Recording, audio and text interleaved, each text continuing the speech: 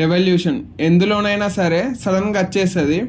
అది సినిమాలో అయినా, క్రికెట్ అయినా, బిజినెస్ అయినా, ఎందులోనైనా దాన్ని ఒకరు సడన్గా తీసుకొస్తారు. మిగిలిన వాళ్ళందరూ దాన్నే ఫాలో అవుతూ ఉంటారు. సినిమాలు తీసే విధంలో ఒకే ప్యాటర్న్లో కావచ్చు. ఫర్ ఎగ్జాంపుల్ మనం శివ సినిమా గురించి చెప్పుకోవచ్చు. శివ సినిమా ముందు, శివ సినిమా తర్వాత, ఆ తర్వాత మళ్ళీ రీసెంట్గా అంటే బాహుబలి ముందు, బాహుబలి తర్వాత, ఇట్లా చెప్పుకోవచ్చు. అయితే ఐపీఎల్ కూడా 2008లో స్టార్ట్ అయింది. 17 సీజన్లు అయిపోయినాయి. అయితే ఈ 17 సీజన్లల్లో లాస్ట్ ఇయర్ వచ్చింది రెవల్యూషన్. అది తీసుకొచ్చింది మన ఎస్ఆర్హెచ్ ఫ్యాన్స్ అందరు గర్వంగా చెప్పుకోవచ్చు మనమేనని. సన్ రైజర్స్ హైదరాబాద్ తన బ్యాటింగ్ తోటి ఒక రెవల్యూషన్ తీసుకొచ్చింది ఐపీఎల్. దాన్ని మన టీమిండియా కూడా ఫాలో అవుతా ఉన్నది. T20లో ఆడితే మినిమం 250 కొట్టాలి. బౌలింగ్ ఎట్లా ఉండని, బ్యాటింగ్ లో 250 కొట్టాలి. అట్లా కొడితేనే అది T20 గేమ్ అన్నట్టు ఎస్ఆర్హెచ్ టీం అందరికి అలవాటు చేసింది.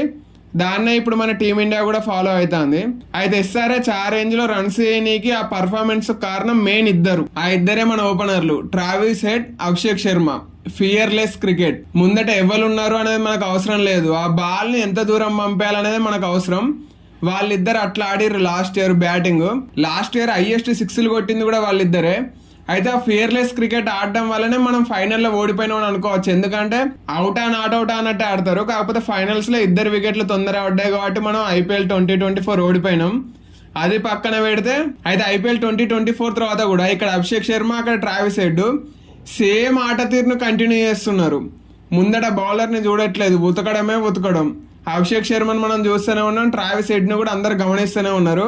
రీసెంట్ గా అభిషేక్ శర్మ 37 బాల్లో సెంచరీ చేసిండు. అట్నే ట్రావిస్ హెడ్ కూడా ఏ టీము, ఏ ఫార్మాట్ అనేది చూడకుండా ఇష్టం వచ్చినట్టు కొడతాడు. అయితే ఇప్పుడు వీళ్ళిద్దరి గురించి ఎందుకు చెప్తున్నానంటే, ఇంకో 1.5 రోజులలో ఐపీఎల్ స్టార్ట్ కాబోతుంది. ఈ ఐపీఎల్ కంటే ముందున్నది జస్ట్ ఓడిఐ గేమ్స్. అది కూడా ఛాంపియన్స్ ట్రోఫీ ఒకటే ఉన్నది. దానికంటే ముందు ఇప్పుడు అందరు ఓడిఐలు ఆడుతున్నారు. ఈ ఓడిఎల్ తర్వాత ఛాంపియన్స్ ట్రోఫీ తర్వాత నేరుగా ఐపీఎల్. అంటే ఇక మళ్ళీ ఏ టీములు కూడా ఎవ్వరు కూడా T20లు ఆడరు. కాబట్టి ఐపీఎల్ 2025 కి ముందు లాస్ట్ ఐసీసీ T20 ర్యాంకింగ్స్ అనేవి వచ్చేసినాయి. ఇందులో టాప్ 2 ఉన్నది మనోళ్ళే. ట్రావిస్ హెడ్ నెంబర్ 1 ఉంటే అభిషేక్ శర్మ నెంబర్ 2 ఉన్నాడు. ట్రావిస్ హెడ్ మొత్తం 855 పాయింట్లతోటి నెంబర్ 1 ఉంటే, అభిషేక్ శర్మ ఒకటేసారి 37 బాల్ల సెంచరీ తోటి 38 స్థానాలు పైకి వచ్చేసి 829 పాయింట్లతోటి నెంబర్ 2 పొజిషన్ కి వచ్చిండు. అయితే ఐసీసీ ప్రకారం టాప్ 2 ర్యాంకర్స్ ఇద్దరు ఈ ఐపీఎల్ 2025 లో మన ఎస్ఆర్ఎస్ తరపున బరిలోకి దిగబోతున్నారు. ఇది తలుసుకుంటేనే నాకు తెలిసి మిగిలిన టీం ఫ్యాన్స్ అందరూ పోసేసుకుంటారని నేను అనుకుంటానా. లాస్ట్ ఐపీఎల్ అట్లా ఉతికిన వాళ్ళు ఇంటర్నేషనల్ టీంలకు కూడా అట్నే ఉతికిర్రు.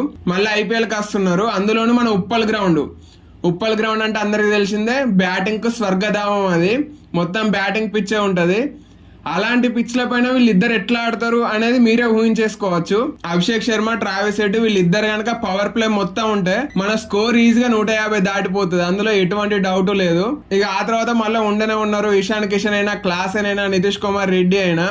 కాకపోతే వాళ్ళందరినీ పక్కన పెడితే ఓపెనింగ్ పేరు ఈ సంవత్సరం ఈ ఐపీఎల్ 2025 లో డేంజరస్ ఓపెనింగ్ పేరు అంటే వీళ్ళిద్దరు 2-3 గేములలో వరుసగా డక్కులైనా కూడా 4వ గేమ్ లో ఆపోజిషన్ అంతే భయపడుతుంది వీళ్ళిద్దరు కనుక గ్రౌండ్ లో ఉంటే. కాబట్టి వీళ్ళిద్దరు ఎక్కువసేపు ఉండాల్సిన అవసరం కూడా లేదు. పవర్ ప్లే లో వికెట్ ఇవ్వకుంటే చాలు ఆ మ్యాచ్ మనం గెలిచినట్టే అని మనం అనుకోవచ్చు.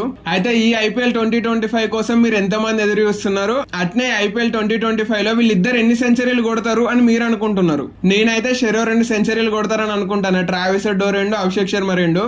వీళ్ళు సెంచరీలు కొట్టకపోయినా 70-80 రన్స్ కొట్టినా కూడా స్ట్రైక్ రేట్ మాత్రం 250 కంటే తక్కువ ఉండదు. అది మాత్రం పక్కా గ్యారంటీగా మనం చెప్పుకోవచ్చు. అయితే దీనిపైన మీరేమనుకుంటారు? వీళ్ళిద్దరికి మించిన డేంజరస్ బ్యాటర్లు ఈ ఐపీఎల్ లెవెల్లో ఉన్నారు అని మీరు అనుకుంటా అంటే కామెంట్ చేయండి. అట్నే ఎస్ఆర్హెచ్ ఈ ఐపీఎల్ 2025 టైటిల్ గెలుస్తుంది అని ఎంతమంది అనుకుంటున్నారో కూడా కామెంట్ చేయండి. అదే విధంగా ఇటువంటి క్రికెట్ ముచ్చట్లు మీతో మాట్లాడడానికి ఈ ఐపీఎల్ నుండే నేను లైవ్ కద్దాం అనుకుంటున్నా. దానిపైన మీ ఒపీనియన్ ఏంది అనేది కూడా కామెంట్ చేయండి.